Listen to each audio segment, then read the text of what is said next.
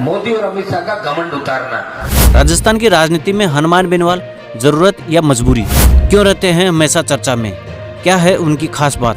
राजस्थान की राजनीति में हनुमान बेनीवाल वह नाम है जो केवल चुनाव में ही नहीं बल्कि हमेशा चर्चा में रहता है। राजस्थान खासकर नागौर की राजनीति में अहम स्थान रखने वाला हनुमान बेनीवाल अपनी अलग राजनीति के लिए जाने जाते हैं। तो आइए जानते हैं राजस्थान की राजनीति में हनुमान क्यों खास है। आप उनसे प्रेम कर सकते हैं, उनसे नफरत कर सकते हैं, लेकिन नजरअंदाज नहीं कर सकते। ये मुहावरा राजस्थान में यदि किसी राजनेता पर फिट बैठता है तो वो है हनुमान बेनीवाल। हनुमान बेनीवाल फिलहाल नागौर सीट पर लोकसभा चुनाव लड़ रहे हैं, लेकिन इस बार विपरीत दूरी बनकर। इस बार वे कांग्रेस के साथ गठबंधन कर मैदान में डटे हैं। ऐसी ही स्थिति दूसरी तरफ भी है। उनके सामने बीजेपी की ज्योति मिर्धा है। ज्योति राजस्थान की राजनीति के कद्दावर मिर्धा परिवार से आती है। खानदानी तौर पर कांग्रेस में रही ज्योति मिर्धा ने इस बार कांग्रेस को छोड़कर बीजेपी का दामन थाम लिया है। हनुमान बेनीवाल ने पिछली बार बीजेपी से गठबंधन कर नागौर लोकसभा सीट पर चुनाव लड़ा और जीते भी। आरएलपी सुप्रीमो हनुमान बेनीवाल की मौजूदगी दोनों ही बड़ी पार्टियों में नागौर लोकसभा क्षेत्र में एक वैक्यूम की तरह भी इशारा करती है। इसलिए इस बार वे इग्नोर नहीं किए गए और कांग्रेस को उन्हें समर्थन देना पड़ा। नागौर सीट पर हनुमान के करिश्मे को सब महसूस भी करते हैं।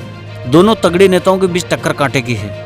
फिलहाल नागौर लोकसभा सीट पर भी सियासी पारा भी लगातार बढ़ रही गर्मी से होर करता हुआ नजर आ रहा है। ये सूबे की सबसे हॉट सीटों में से एक है।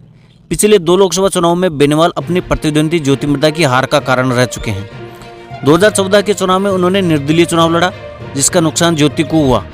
2019 में बीजेपी के साथ गठबंधन में वे खुद चुनाव जीते। वहीं ज्योति मिर्धा 2009 में कांग्रेस की टिकट पर सांसद चुनी गई थी। यानी इलाके के दोनों तगड़े नेताओं के बीच टक्कर कांटे की है। लिहाज में पिघलते नहीं, बात कह डालने की आदत।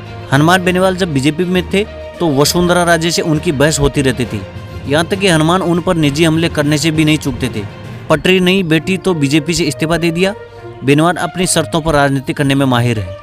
अपने पिछले लोकसभा चुनाव में सरकार में साझेदार रहते हुए भी उन्होंने 2020 में कृषि से जुड़े केंद्र सरकार के 3 कानूनों को विरोध किया। उन्होंने एक झटके में 3 संसदीय समितियों से इस्तीफा दे दिया। कई और मुद्दों पर खुलकर बीजेपी के विरोध में आ गए। आलोचना करने से नहीं चूकते।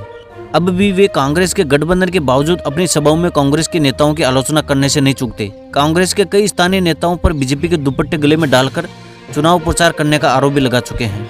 उन्होंने यहां तक कह डाला कि कांग्रेस प्रभारी सुखजिंदर सिंह रंधावा भी उन पर कार्रवाई नहीं कर रहे हैं। हालांकि बयान के सोशल मीडिया में वायरल होने के बाद कार्रवाई हुई।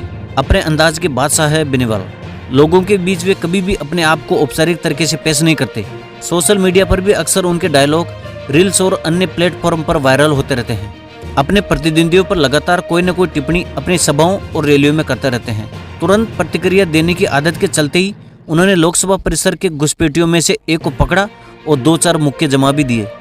ये उनका नेचुरल स्टाइल है। लोकसभा और विधानसभा में भी वे बिना किसी लॉग लपेट के खुलकर बोलने के लिए जाने जाते हैं। युवा प्रशंसकों के बीच भाई साहब के नाम से फेमस हनुमान बेनीवाल रैलियों व सभाओं में उन्हें भाई साहब स्टाइल में डांट भी देते हैं, लेकिन लगातार संवाद में रहने के कारण युवाओं के खास लोकप्रिय हैं।